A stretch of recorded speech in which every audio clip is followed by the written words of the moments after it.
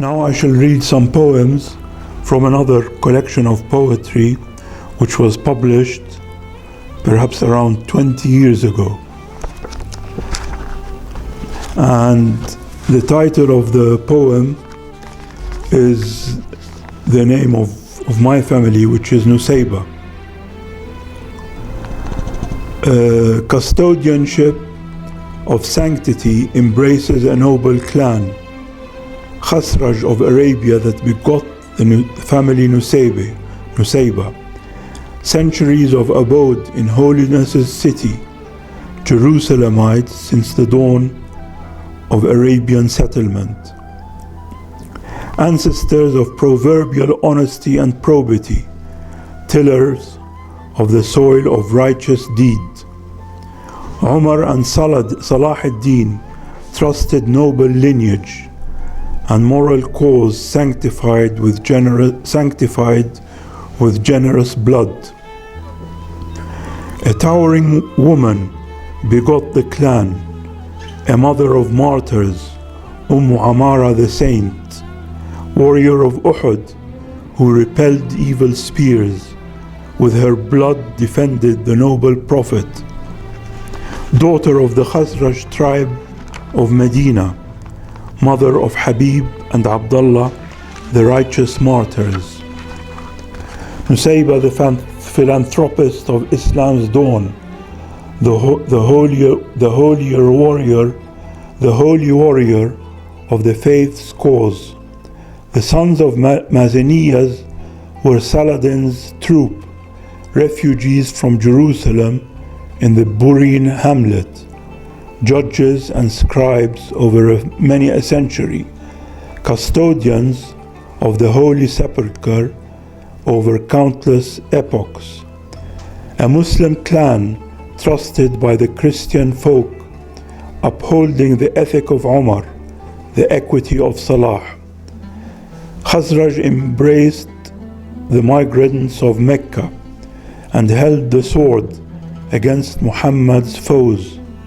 Yemen gave Arabia its noble sons, helpers of truth, custodians of sanctity, sons of Medina, the incandescent city, and Jerusalem, the land of Al-Isra. I'm going to read now a poem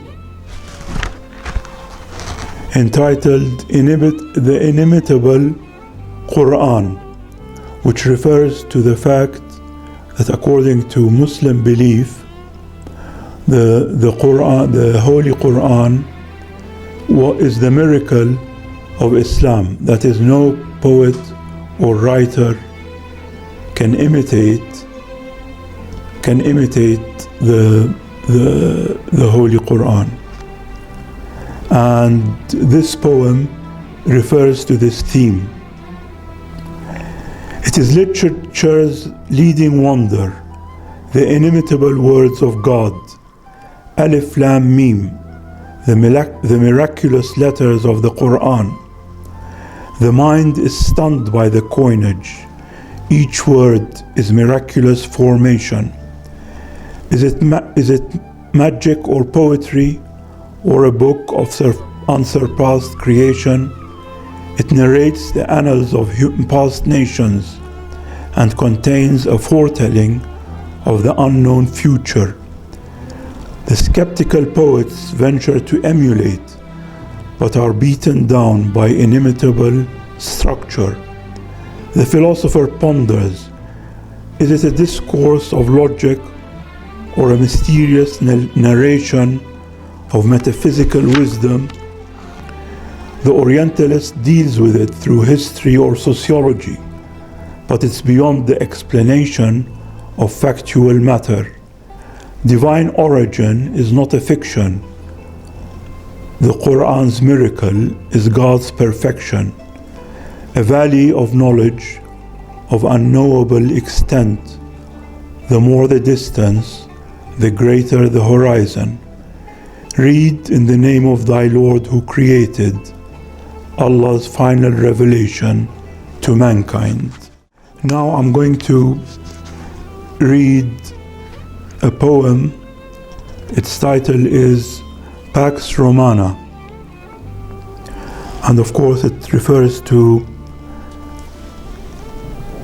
the Roman Empire and to the days when the Roman Empire was the solitary or the only dominant empire in the world.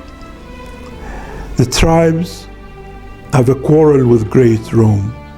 The Pax Romana doesn't equalize between the races. It carries the greatness of Athenian culture, but does not consecrate to the glory of God. Roman heritage is a legacy of great achievement, architecture, monuments, and fabulous accomplishment. Roman law and literary brilliance, government based on free debate, but it's democracy that excludes the other race and restricts enfranchisement to a few. The major quarrel is its adoration of idols, dedicating its greatness to a harmless pantheon, and questioning the wisdom of Christian doctrine. Could the Aryan be equal to the Semite? Could only one God be sovereign of the universe? By Jupiter and Hail Caesar! The faith of the slaves is pernicious, gladiators that are subversive to the order. Great Rome's legacy is a wonder in the human heritage, civilization of enduring significance. Now I'm going to read a couple of poems or so from a collection of poems entitled Mirror of a Soul, which was published in the year 2009 by the swimming pool. And it describes, basically the setting is a swimming pool at the house of a dear friend of mine in Amman, which I describe, which is an event that I describe in this poem. The time has passed sunset. The time has passed sunset in an idyllic and enchanting atmosphere. The warm wind blows gently on a fine, tranquil summer evening. The centerpiece is a small-sized swimming pool containing turquoise sparkling water. Ripple effects are palpable, water moving in attractive waves. Elegant mosaics adorn the pool's walls, and blue tiles cover its floor. Dusk prayer is held by the pool, two friends glorifying God. A luxury stone-covered building adjoins the riveting space. Rows of tall aspen trees form a perimeter, their leaves reflecting the bright moonlight. The deep dark sky is beautifully adorned with multitudes of near and distant stars. The boisterous sounds of children are audible, playing in the nearby public park. A full moon shines brilliantly, seemingly close to Mother Earth. Luxury mansions and buildings are visible beyond the building's stone wall. Two lovely children are calmly seated, receiving instruction in the Holy Quran.